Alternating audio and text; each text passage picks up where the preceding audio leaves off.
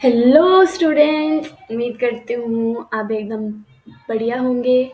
तो आज अपन पढ़ने वाले हैं chemical bonding and molecular structure का एक छोटा सा लेकिन बड़ा ही इम्पोर्टेंट महत्वपूर्ण topic, octet rule. Octet rule की कहानी को शुरू करने से पहले एक बड़ी ही छोटी सी चीज़ बता देती हूँ। ऑक्ट ऑक्ट का नाम तो सुना ही होगा ना आपने, जो 8 के लिए यूज़ होता है। तो ये जो ऑक्टेट रूल की जो कहानी है ना, ये जो 8 दिख रहा है ना, हाँ यही, इसके ही चारों तरफ घूमने वाली, इससे ही शुरू होगी और इससे ही खत्म होने वाली है। ठीक है, तो तैयार हैं आप सब? तो चलिए शुरू करते हैं ऑक्टेट रूल की कहानी।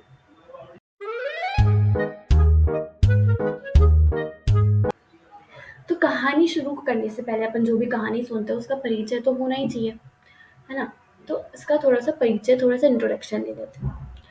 तो 1916 में 1916 में क्या हुआ था, W Kossel and G N Lewis. अब आप लोग सोचेंगे कैसा नाम है डब्ल्यू जी एन। तो एक्चुअली ये शॉर्ट फॉर्म है और इसकी फुल फॉर्म आप लोग कमेंट सेक्शन में बताने वाले हैं, इनका पूरा नाम लिख के। तो 1916 में क्या हुआ था, W Kossel and J N Lewis नाम के दो साइंटिस्ट, जिन्होंने एक बड़ी ही इम्पोर्टेंट थ्योरी डेवलप की थी, बनाई थी। कौन सी बनाई थी?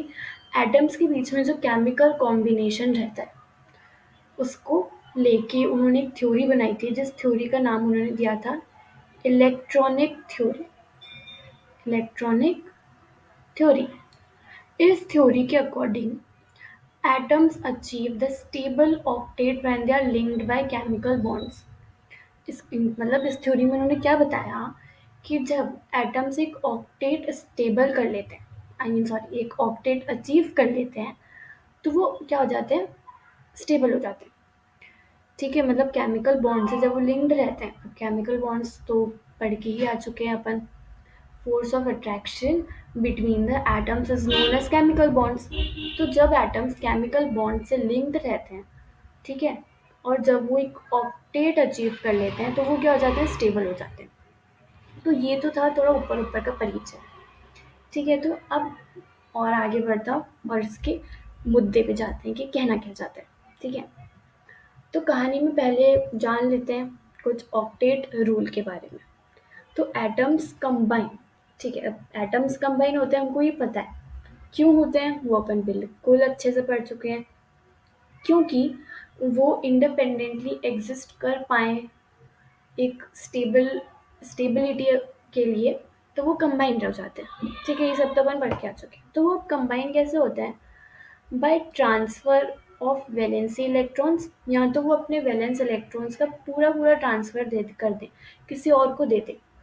ठीक है, या तो फिर शेयरिंग ऑफ वैलेंस इलेक्ट्रॉन्स, या तो फिर पूरा पूरा नहीं दे रखे तो अपने पास ही बस उसकी शेयरिंग कर ले। ठीक है, अभी दोनों चीज़ें, ये transfer of valence electron, sharing of valence electrons, ठीक है, ये सब तो कर लेते हैं। करते इसलिए हैं ताकि वो अपने वैलेंस शेल में एक ऑक्टेट अचीव करें। अपन को पता है कि एक एटम अपने फर्स्ट सेल में मैक्सिमम 2 इलेक्ट्रॉन्स ले सकता है, राइट? और बाकी जो भी रिमेनिंग रहता है उसमें वो मैक्सिममली 8 इलेक्ट्रॉन्स रह सकता है। ठीक है, इतना आपको पता है। तो ताकि एटम्स अपने वैलेंस शेल में एक ऑक्टेट 8 इलेक्ट्रॉन्स रख लें ताकि वो स्टेबल हो जाए, तो इसीलिए वो ये शेयरिंग ट्रांसफर ये इसीलिए करते हैं। तो ये ऑक्टेट रूल की डेफिनेशन थी, जिसमें हमने पढ़ा कि जो एटम्स है या तो वो अपने वैलेंस इलेक्ट्रॉन्स का पूरा पूरा ट्रांसफर कर देते हैं, या तो फिर शेयरिंग करते हैं और कंबाइन हो जाते हैं। क्यों? ताकि वो अपने वैलेंस शेल में ऑक्टेट रख पाए, मतलब मैक्सिमम 8 इलेक्ट्रॉन जिसकी ज़रूरत पड़ती है वो रख पाए और स्टेबल हो जाए। ठीक है, अब एग्जाम्पल से और अच्छे तरीके से समझते हैं। तो Na का इलेक्ट्रॉनिक कन्फिग्रेशन होता है 281। इसका मतलब उसके वैलेंस शेल में एक इलेक्ट्रॉन है। ठीक है, एक इलेक्ट्रॉन है, मतलब उसको मैक्सिमम, लास्ट शेल में मैक्सिमम 8 इलेक्ट्रॉन्स हो सकते हैं, तो मतलब उसको 7 इलेक्ट्रॉन्स की ज़रूरत है कि वो स्टेबल हो जाए। सभी स्टेबल होना चाहते हैं, सब अपनी ज़िंदगी अच्छी चाहते हैं, ठीक है? तो वो स्टेबल हो जाए, उसको उसके लिए 7 इलेक्ट्रॉन्स की ज़रूरत है, ठीक है? तो अब वो आप खुद सोचिए कि वो किसी से 7 इलेक्ट्रॉन्स दे, मतलब कोई एटम अपना 7 इलेक्ट्रॉन सोडियम को दे, ठीक है? तो कितनी सारी एनर्जी का लॉस हो सकता है, कितनी सारी एनर्जी की ज़रूरत पड़ेगी, है ना? सोडियम के पास भी होनी चाहिए कि वो इतने सारे इलेक्ट्रॉन्स को रिसीव कर पाए, और जो डोनेट कर रहा है उसके पास भी इतनी एनर्जी होनी चाहिए कि वो इतने सारे इलेक्ट्रॉन्स डोनेट कर पाए। तो एक काम कर सकते हैं, हमें पता है कि उसके वैलेंस शेल में मैक्सिमम 8 इलेक्ट्रॉन्स होने चाहिए, तो क्यों ना हम ये जो एक्स्ट्रा इलेक्ट्रॉन है इसको ही हटा दें, तो कहानी कितनी आसान हो जाएगी। एक इलेक्ट्रॉन को तो देना कितना आसान है ना, कंपेयर टू 7 इलेक्ट्रॉन्स। तो अगर वो अपना एक इलेक्ट्रॉन लूज कर ले, एक इलेक्ट्रॉन लूज कर ले, तो वो आराम से स्टेबल हो सकता है, ठीक है? तो सोडियम क्या करता है, अपना एक इलेक्ट्रॉन डोनेट करता है, मतलब देता है, तो और वो क्या हो जाता है, स्टेबल हो जाता है। दूसरा है अपने पास यहाँ पे ऑक्सीजन ले लेते हैं, चलो। इसका होता है 2 6, ऑक्सीजन का इलेक्ट्रॉनिक कॉन्फ़िगरेशन होता है 2 6। ऑक्सीजन को 2 मोर इलेक्ट्रॉन्स की ज़रूरत है टू अचीव स्टेबिलिटी, राइट? अब हाँ ठीक है, वैसे 2 तो लेना ईज़ी है, 2 इलेक्ट्रॉन्स तो लेना ईज़ी है ना, कि वो 6 इलेक्ट्रॉन्स दे, इतनी एनर्जी लॉस करे, तो इससे अच्छा वो 2 इलेक्ट्रॉन्स ले ले। तो ऑक्सीजन क्या करता है, 2 इलेक्ट्रॉन्स रिसीव करता है, और वो क्या हो जाता है, स्टेबल हो जाता है। तो आपको पता चला कि कैसे एटम्स जो हैं ट्रांसफ़र करते हैं, शेयरिंग करते हैं। और मतलब ये तो था ट्रांसफ़र, कि सोडियम अपना एक इलेक्ट्रॉन किसी और को दे रहा है, पूरा-पूरा दे रहा है, ट्रांसफ़र कर रहा है कि भई तू रख ले, मेरा काम नहीं है मुझे उसका, ठीक है? और ये 2 ले रहा है कि भई मुझे 2 की ज़रूरत है तो कोई दे दो। किस लिए? कि वो स्टेबल हो पाए। स्टेबली सब अपनी ज़िंदगी अच्छी रखना चाहता है ऑफ़ कोर्स। तो ये भी अपनी मतलब स्टेबल रहे, इंडिपेंडेंट, शांति से जी सके, तो ये क्या करते हैं, ऐसे, ठीक है? अब मैग्नीशियम ऑक्साइड, अब देखो ये तो था आपस में। अब जैसे मैग्नीशियम ऑक्साइड की अगर अपन बात करें, तो रुकिए,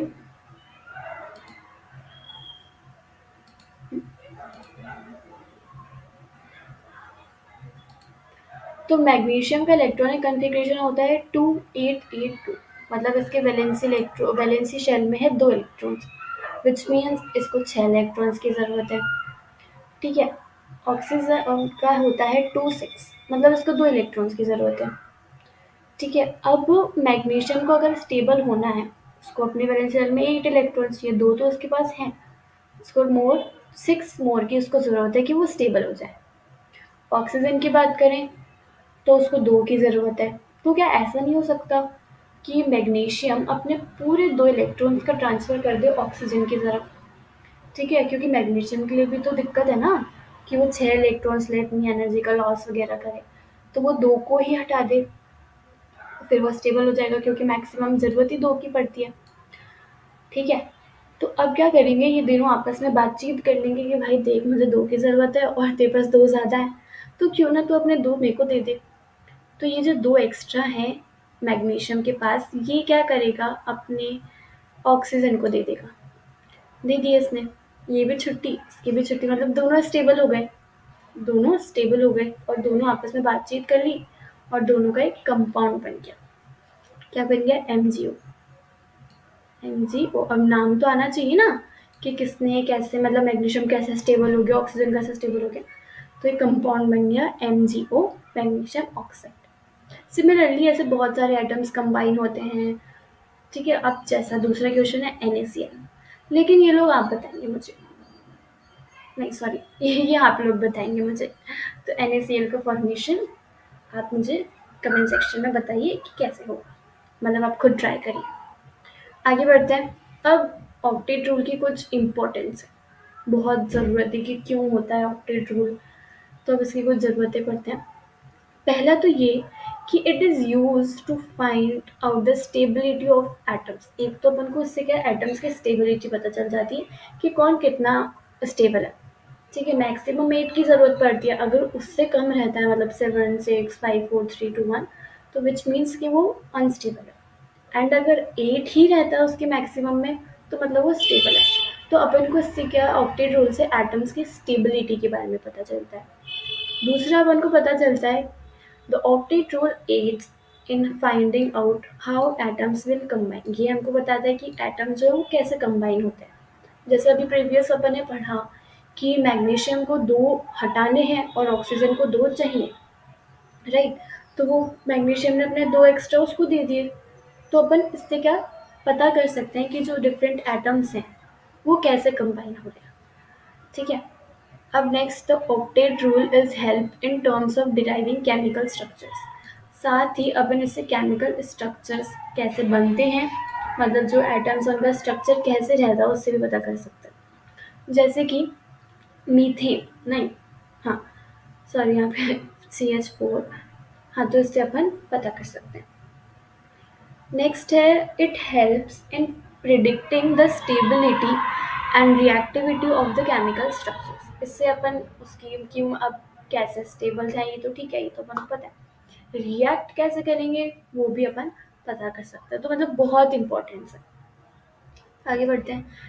लिमिटेशंस, देखो जिसके फायदे होते हैं उसके नुकसान भी होते ही हैं, ठीक है। फायदे तो अपन ने जान लिए कि हाँ भाई क्या फायदे थे। अब इसके नुकसान की अगर अपन बात करें तो पहला है हाइड्रोजन मॉलिक्यूल।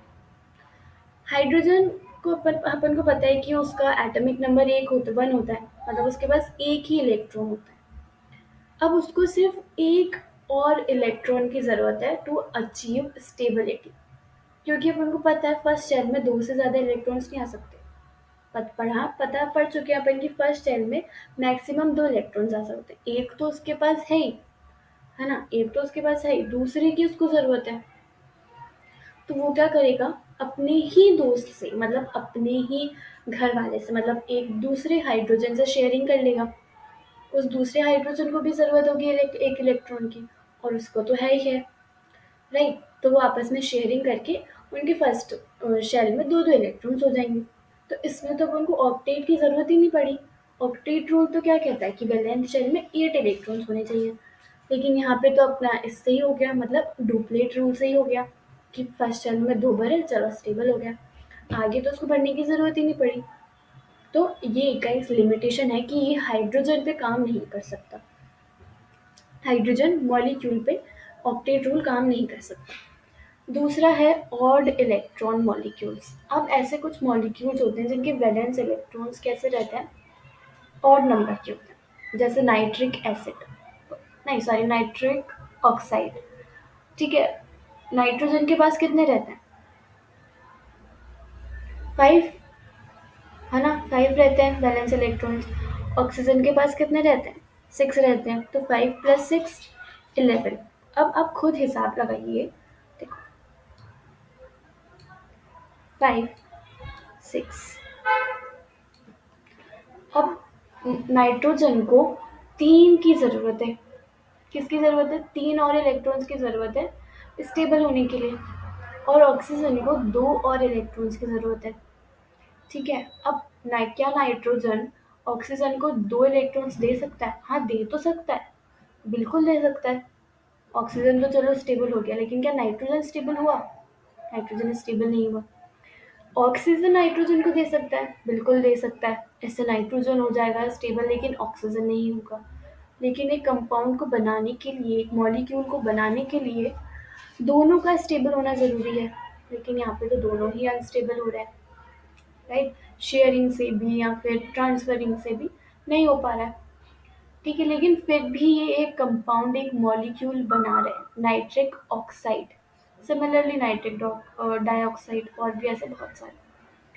तो यहाँ पे तो ऑक्टेट रूल फेल हो गया ना, कि एक मतलब वैलेंस शेल में 8 इलेक्ट्रॉन्स होना ज़रूरी है, लेकिन यहाँ पे तो बिना 8 के भी ये स्टेबल करके एक अच्छा सा कंपाउंड बना के एग्जिस्ट कर रहे हैं।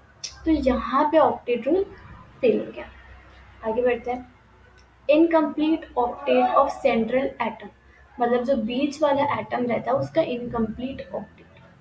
जो ऑक्टेट रूल है ना, वो ऐसे मॉलिक्यूल्स का फॉर्मेशन नहीं बता सकता जिसके सेंट्रल एटम में 8 से कम इलेक्ट्रॉन्स हैं, 8 से कम इलेक्ट्रॉन्स हैं। लिथियम की अगर अपन बात करें, ठीक है, लिथियम का क्या होता है, चलो BH3 की बात करते हैं। Boron, hydrogen. बोरॉन का कितना होता है? Atomic number 5। तो मतलब वैलेंस शेल में कितने इलेक्ट्रॉन्स? 3 इलेक्ट्रॉन्स। 3 इलेक्ट्रॉन्स। अभी इसके पास 1 1, तो यहाँ पे ही शेयरिंग कर लेंगे। शेयरिंग की इन्होंने। बोरॉन के पास कितने रहते हैं? 3, है ना। एटॉमिक नंबर 5 होता है तो इलेक्ट्रॉनिक कॉन्फ़िगरेशन से 2 और 3, ठीक है। 3 इनको यहाँ से मिल गए हाइड्रोजन से शेयरिंग करके।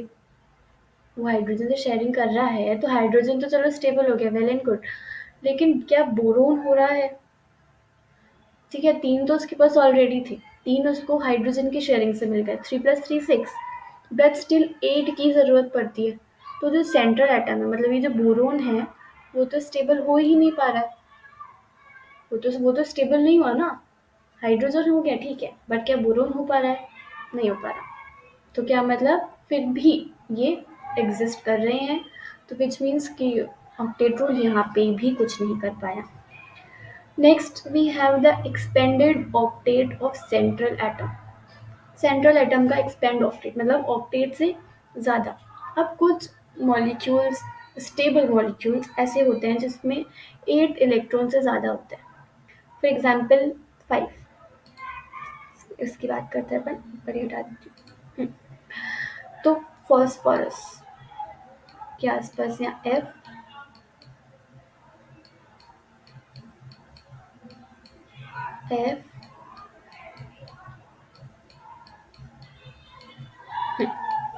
फॉस्फोरस का एटॉमिक नंबर कितना होता है? 15 to 285। तो मतलब इसके पास 5 है और फ्लोरीन के पास तो 1 1 ही रहता है। ठीक है, अब 5 तो उसके पास है, ज़रूरत किसकी है उसको? 3 की। लेकिन फ्लोरीन है 5, 3 अब चाहिए तो सब ना। चलो अगर वो 3 ही इलेक्ट्रॉन्स एक्सेप्ट करे तो बाकी 2 फ्लोरीन ऐसे रह जाएंगे। ठीक है, तो अब शेयरिंग से फॉस्फोरस के पास कितने हो गए टोटल?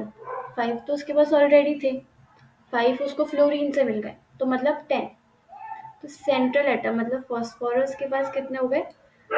10 वैलेंस इलेक्ट्रॉन्स हो गए, जो कि ऑक्टेट से बाहर ही है। ऑक्टेट तो कहता है कि मुझे बस तू 8 दे, 8 इलेक्ट्रॉन की जरूरत है और तू स्टेबल हो जाए। लेकिन फॉस्फोरस ने इसको 10 लेके बता दिया कि भाई नहीं देख, मैं 10 भी ले सकता हूँ और स्टेबल भी हो सकता हूँ, तो तू यहाँ पे तो कुछ बोल ही मत। तो यहाँ पे भी देखो ये स्टेबल है। यहाँ ये बात है कि उसको ऑक्टेट कंप्लीट नहीं, बट स्टिल ये स्टेबल है। लेकिन ऑक्टेट रूल तो ये कहता है कि जब तक 8 इलेक्ट्रॉन्स नहीं हो जाते तब तक कोई भी मतलब स्टेबिलिटी अचीव नहीं कर सकता। लेकिन ये जो 4, पहला हाइड्रोजन मॉलिक्यूल इसने मुझे बता दिया, मतलब इसने ऑक्टेट रूल को बता दिया कि मैं डुप्लेट रूल से हो सकता हूँ, तो मुझे तेरी ज़रूरत नहीं है। ऑड इलेक्ट्रॉन मॉलिक्यूल्स ने भी बता दिया कि हम भी हो सकते हैं, ऑड इलेक्ट्रॉन्स होते हुए भी। इनकम्प्लीट ऑक्टेट ने बता दिया कि अगर हम 8 से कम भी रखें ना, मतलब सेंट्रल एटम के पास 8 से कम भी हो तो भी हम कर सकते हैं, तो हमें तेरी भी ज़रूरत नहीं है। एक्सपेंड ने बता दिया कि मैं तो ज़्यादा लेके बताता हूँ, तो मैंने 10 इलेक्ट्रॉन 17 14 कितने भी एक्सेट्रा जो होते हैं वो ले लिया, तो हमें यहाँ पे तो तेरा ऑक्टेट रूल नहीं चलेगा। तो ये 4 इम्पॉर्टेंट लिमिटेशंस थी ऑक्टेट रूल की। पिछले में अपन ने क्या पढ़ा? इम्पोर्टेंस पढ़ा और लिमिटेशंस। तो आज का अपना टॉपिक, आज की अपनी कहानी यहीं ख़त्म होती है दोस्तों। Thank you. उम्मीद करती हूँ आपको ये वीडियो, आपको ये टॉपिक अच्छे से समझ आए होंगे। और जो भी आपको डाउट रहता है तो वो आप कमेंट करके मुझे बता सकते हैं, और चैनल को सब्सक्राइब कर दीजिएगा। Thank you, bye bye.